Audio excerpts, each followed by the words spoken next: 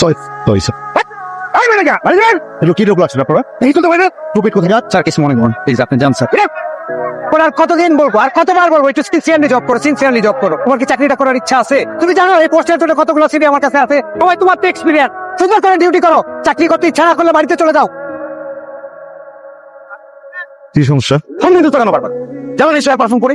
অনির্বাণ, বাবা অনেক অসুস্থ হয়ে পড়েছে, একটু ওষুধ আনতে হবে। মানুষ কোনো কিছু একবার অভ্যাস বানায় ফেলে ওখান থেকে বেরোতে পারেন। আমার দোষ হয়েছে, আমি শুরু থেকে যদি এই জায়গাটা প্রোটেস্ট করতে পারি এরকম কিছু হইতো না। তাড়াতাড়ি পাঠাও। কি ব্যাপার? আরে বসো বসো বসো, মন খারাপ কেন? শোনো, জোকারদের মনে কষ্ট থাকতে নেই, জোকারদের বুকে হাজার ব্যথা থাকলেও হাসি থাকতে নেই। আর আজকে কাস্টমারের কোনো প্রেশার নেই, 5 মিনিট রেস্ট করে চলে আসো। Thank you. একটু ব্যবস্থা করে দেন, আমার উপরে খেপে আছে তো। আমি দেখছি কি করা যায়। আমার খুব ভালো বোন, ওর ব্যাপারে আমি সবকিছু জানি।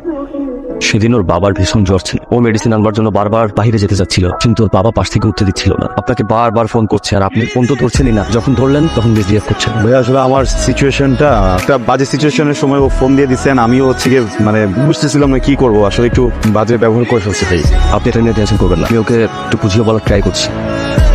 আমি তোকে না জানিয়ে অনির্বাণের সাথে দেখা করেছি, ওকে তো সব ব্যাপারগুলো বুঝিয়ে বলার চেষ্টা করেছি, কিন্তু কি বলে জানিস, তোর সাথে ওরা যাচ্ছে না, তোর সাথে আর থাকতে পারবে না। তোর অনেক চাহিদা, তুই এটা চাস ওটা চাস, এই সব কিছু, তাই ও তোর সাথে আর থাকতে পারছে না। ও বলতেছে তোর সাথে থাকা সম্ভব না, তাই ও তোর থেকে দূরে চলে গেছিল। আবেগে পড়া যাবে না, আবেগ খুব খারাপ জিনিস, আবেগে পড়লে মানুষ ধ্বংস হয়ে যায়। আবেগ দেখানো যাবে না একেবারে। তুই ওর সাথে দেখা করবি, দেখা করে সব ব্যাপারে ক্লিয়ার হয়ে যাবে, শেষ, একদম রিলেশন শেষ। খুবই সরি মাথাটা ঠিক ছিল না, বুঝছো? যে আমার ম্যানেজার ও ওষুধদিনকে আমাকে আমি সব জানি। আমি খুবই সরি, একদম ভালো নাই। আমার নির্ভুল রাতগুলোর একটা যদি তোমাকে দিয়ে দিতে পারতাম না, তাহলে তুমি বুঝতে আমি কেমন আছি। এমন করো না আমার সাথে প্লিজ, চলো না সব কিছু ঠিক করে ফেলি। এটা সম্ভব না। হ্যালো, আপনি বিশ্বাস করেন অনির্বাণ তো কষ্টে ওর বুকটা ফেটে যাচ্ছে। ওর এই কষ্ট তো আমি বন্ধ হয়ে চোখে দেখতে পাচ্ছি না। ভাবি আপনি একবার বোঝার চেষ্টা করেন, অত্যন্ত ভালোবাসে আপনাকে। ওর খাওয়া দাওয়া টোটালি অফ হয়ে গেছে ভাবি। হঠাৎ করে অনির্বাণের কথা খুব মনে পড়তেছে। ওর কথা ভাবছিস, ভুলে যাইগুলো। আমি না তোকে কথা বলতে চাই, আমার অনেক ভয় করছে। তুই আমার এমন একটা ফ্রেন্ড, আমার কোনো একটা সিচুয়েশনে যেভাবে তুই আমাকে মোরাল সাপোর্ট দিচ্ছিস, ব্লেসড তোর মতো একটা ফ্রেন্ড। বুলবুল, আমি না তোকে অনেক ভালোবাসি। কি? মানে ব্যাপারটা দেখ, কিন্তু আমি আসলে মানে একটা অনির্বাণ কি তোকে আসলে এই কথাগুলো বলছিল?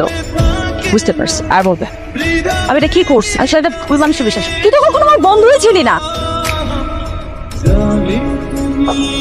আমি জানতাম তুমি আসবে, কারণ ভালোবাসি। কি হলো, সামনে আসো। কোন মুখে সামনে আসবো? আমার সুন্দর মুখে।